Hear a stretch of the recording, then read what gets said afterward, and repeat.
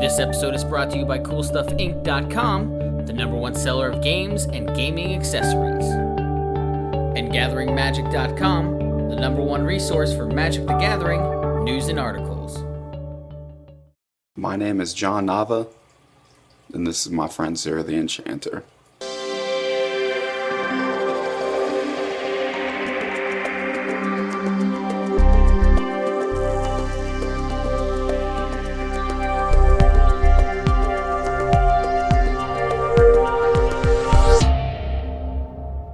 Before I start out, going through every card one by one, I'll just show you guys some synergies, some strong synergies and combos in the deck that I try to get every time.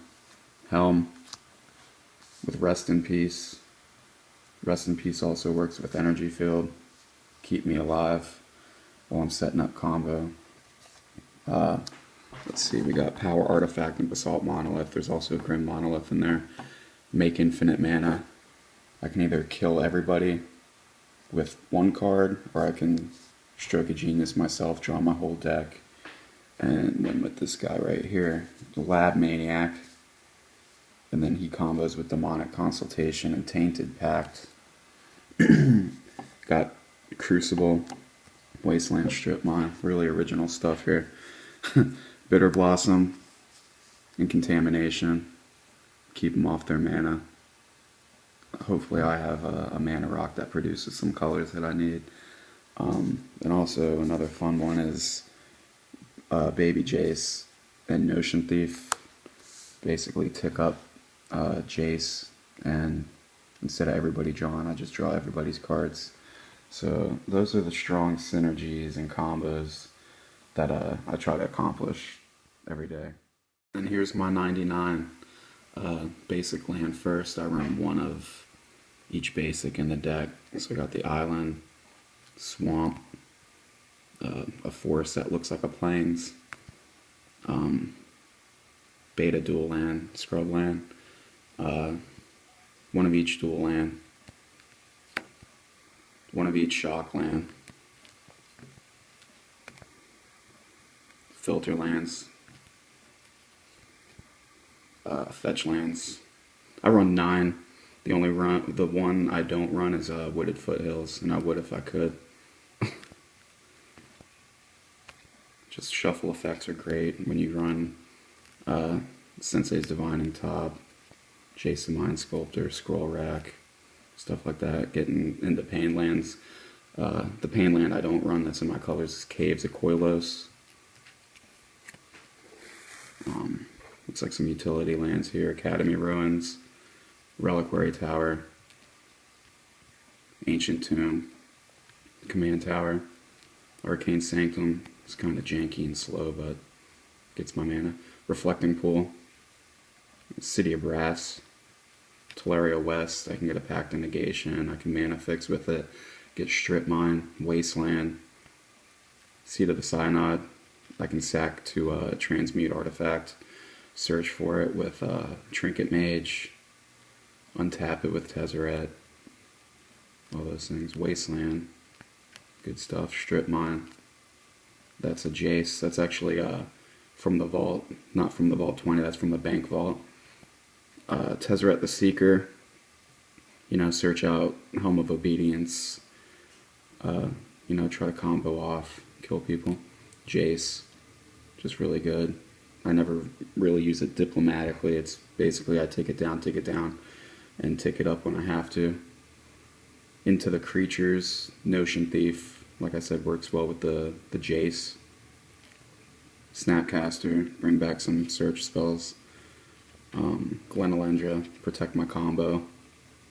Love that guy. Lab Maniac, just win the game. Trinket Mage, MVP in the deck. Search for Mana Crypt, search for Soul Ring, search for Pithing Needle. And then into the stuff that I can search with Zur. Got Oblivion Ring, decent removal. Detention Sphere, more of the same. Energy Field keeps me alive. In conjunction with Rest in Peace. which people don't like seeing. They know what's happening to them. I play in a fairly competitive metagame. People that take EDH really seriously, and they all know what's about to happen when I search for that with Zur. You know, drop a Grim Monolith, drop a Basalt Monolith, put attack with Zur, put Power Artifact on something, rinse, wash, repeat, generate infinite mana, Necro. I'd say 85% of the time this is what I'm getting first with Zur. You know, other Zur decks, they try to be cute, they try to put little cloaks and whatnot on their Zur, but I feel like the first attack with Zur has to put me in a position to win the game. And that being said, there's one, this is a pretty obscure card, not a lot of people know about, but once they get hit once with it, they remember what it does. And, you know, it comes out with Zur. I don't have to sack my land first, and I just keep it out, build advantage. They stay on 3 land, stay on 4 land, I counter stuff, and try to protect Zur, and just, you know, get the game out of hand real quick. Bitter Blossom, it's pretty lackluster, but you know, used with contamination, does great things, keeps them off their mana. I always have a creature to sack via Bitter Blossom, so that's good. Phyrexian Arena, card advantage. You know, I love drawing 2 cards. Necromancy, my opinion, probably the best recursion spell. You know, maybe I'm biased because I can search it with Zur, but being able to play it as an instant and in a bind, and you know, have a blocker out there, bring back at instant speed stuff with, you know, enter the battlefield effects, Sylvan Primordials, stuff like that. Even Mind Sensor if one's in the yard, just really good stuff. Now into the artifacts. You know, Talisman of Progress. I think every Zur deck runs, you know, mana rocks. If you can get Zur out on turn 3, it's not just a turn earlier. You know, it makes all the difference in the world. So, you know, Talisman of Progress, Talisman of Dominance, Mana Crypt. Sometimes I get really wonky hands where I go Mana Crypt into Talisman, play my land, and, you know, untap, play Zur on turn 2. Those are the breaks. Soul Ring, Mana Vault. It's kind of probably the weakest of the bunch. Grim Monolith. Need a foil one of those. Basalt. Good stuff. Now, as far as protecting Zur, I run Lightning Greaves. That's it. I run, I think, 18 search cards so I can get something to protect them. I was messing around with Swiftfoot Boots, and it was just too much.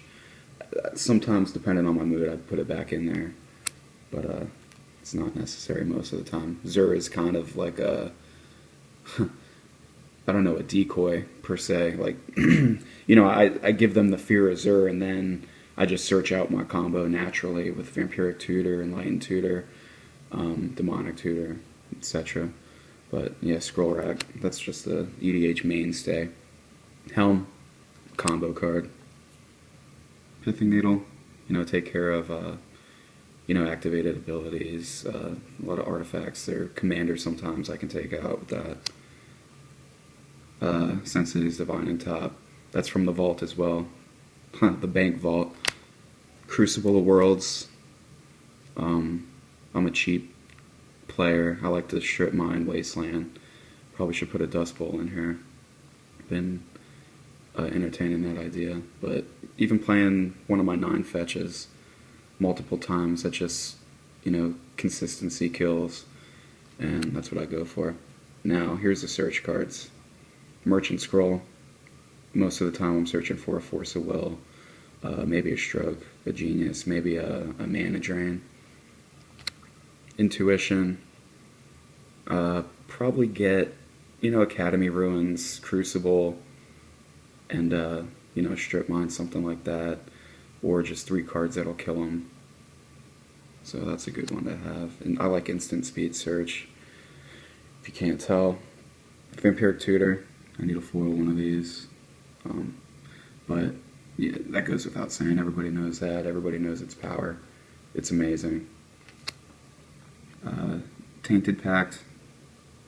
This card is good two ways. A, I don't run multiples of any card. I know it's EDH, but you can run 2 islands, 2 swamps, 4 plains, something like that. I don't. 1 of each. So if I am in a bind and have to find a specific card, I can. Or I can just keep revealing during my upkeep with a Lab Maniac out and kill them that way. Take the very last card, go to draw. Don't draw, I win the game. Demonic Consultation does the same thing, essentially. These instant speed killers are just my favorite to do to people. Demonic Tutor. Insane. I'd run 5 of them if I could. It's just that good. You slump in your chair when people cast Demonic Tutor against you because they're getting something. I don't like to play it early. I like to play it, to win the game. Sometimes I get wonky hands and I have to search, for a Mana Crypt or a Crucible, something like that, to get my mana in order. But this guy usually searches for the game winner right there. Limdul's Vault, instant speed. Not necessarily a search card per se, but I can set up my deck. I look for a card, put it on top, draw, win. Long-term plans. It's kind of funny. Sensei's Divining Top, Scroll Rack, Jace the Mind Sculptor. That putting it 3rd down from the top sometimes really doesn't matter. Sometimes just cast it, end of your opponent's turn 3, and set up a miracle, take another turn, set up a Terminus, stuff like that. You just gotta be aware, be conscious when you're playing. This card's perfect in my deck. It protects a combo. It transmutes for a Rest in Peace most of the time. Exsanguinate, which is really good. Cruel Tutor. Not the best tutor, but it's a tutor nonetheless, so it's in here. Transmute Artifact. Nothing I love more than, sacking that tapped Grim Monolith and getting the Helm, paying the difference. Getting rid of a Mana Vault, or a Mana Crypt that's killing me, pay the difference. Just get it out of there, search for something that'll kill the opponents. Mystical Tutor. Not much describing necessary on this one. Just another tutor card for an instant or sorcery. It's nice getting Vindicates when I need it, stuff like that. But basically, this is a combo deck. It searches for combos, and that's what it does. Enlightened Tutor, search Crucible, Mana Crypt, Soul Ring. Those are the Helm, Rest in Peace. Those are the ones I get. Those are the usual suspects. Personal Tutor, great with miracle cards. I only run 2 of those in here. Terminus and Temporal Mastery. So, set that up when I have a Phyrexian Arena out, where I can take advantage of taking multiple turns. It's good to set up a miracle with that. Insidious Dreams, pretty good. I just threw it in here. I haven't had much experience with it, but being able to search for multiple cards and set them up, like I said with the miracles, it works. I haven't really had a scenario or a cool story where I've had something happen with it, but just being able to search 1 or 2 cards, put them on top, perhaps Scroll Rack, Sensei's Divining Top, Jace, draw 'em. I can see where it would pay off. Plus, it's instant. If it was a sorcery, it wouldn't be in here. Into the counter spells. Force of Will, EDH mainstay. You got Pact. Once again, if you're playing combo and playing blue, you're playing Pact and Negation. Mana Drain, because ramping into turn 5 on turn 3 or turn 2 is pretty sweet. Get that 3 extra colorless mana, just looking for an excuse for something to counter, and basically combo off. Forbid, amazing. When you're drawing so many cards, just lock people out, counter, bring it back. Just really good. Hinder. Deal with commanders, whatnot. It's just in there. It's a good looking card. It's got to stay. Terminus. I only run 2 mass removal spells in the deck. Terminus being one of them, and they all have major upsides. This one I can play for 1. This one uncounterable. So I don't mess with Damnation, Wrath of God, Day of Judgment, anything like that. A card, it really has to have a major upside. Uncounterable, major upside. Paying 1 off the top, major upside. Here's some spot removal, permanent removal, Vindicate. Just a really nostalgic card for me, really strong card. It hasn't, I guess it's seen fringe play in Legacy and whatnot, but it's just a really strong card. I like it a lot. Being able to take out, a random land with it comes in handy. Spot removal for creatures. I think I run 2 swords and a Path to Exile. I was running Condemn, and it was just too situational. Usually I don't want to wait for their commander to attack to tuck it to the bottom. I'd rather, just remove it. So that, swords, Exsanguinate, game winner. A lot of notches in his belt, killed a lot of people. He's a wanted man. Stroke. My favorite way to win with this deck is to generate infinite mana with Power Artifact and, Monolith. And then Stroke of Genius myself, draw my entire deck, play one of the Talismans, and then play my, Lab Maniac, play the Lab Maniac, and then play a Sensei's Divining Top, and, go to draw that last card that I don't have, and that wins the game, just like that. That doesn't happen too much, surprisingly, but it's another path to victory. Yawgmoth's Will, it's just really a card that helps with your endurance. You just throw cards out there against mono blue. Hopefully they get susceptible, let their guard down. You Yawgmoth's Will and just play everything that they had countered in the past. Bribery. Ramping into a turn 2 bribery. Take their Jin-Jitaxis, take their Sylvan Primordial, Consecrated Sphinx, anything. It's just filthy. Absolutely filthy. I took out Treachery, and they're kind of like, cousins, I would say, but Treachery relies too much on somebody having something insane out, whereas Bribery, I can, turn 2 it sometimes, turn 3 a lot of the time, and just, they're at a deficit they can't come back from. Here's one of those miracle cards, take an extra turn, set it up with tutors sometimes. It's my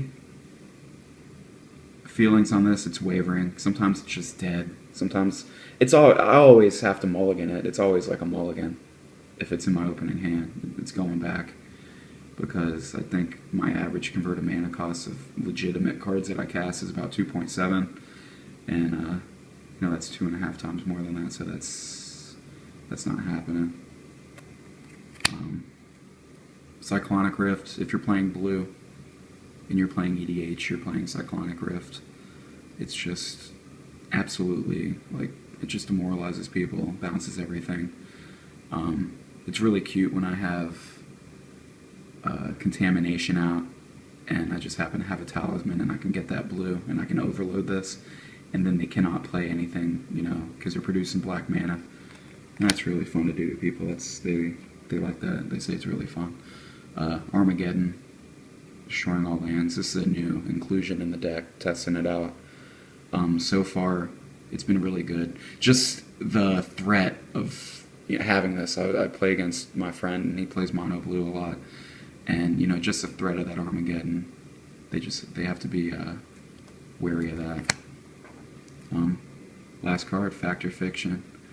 In Commander terms, probably not the strongest card. There's probably something, I know there's something better. I need a Grim Tutor and a Imperial Seal, but for now, I'll just go, try to get some card advantage with Fact or Fiction. So that's the deck. I hope you guys enjoyed it.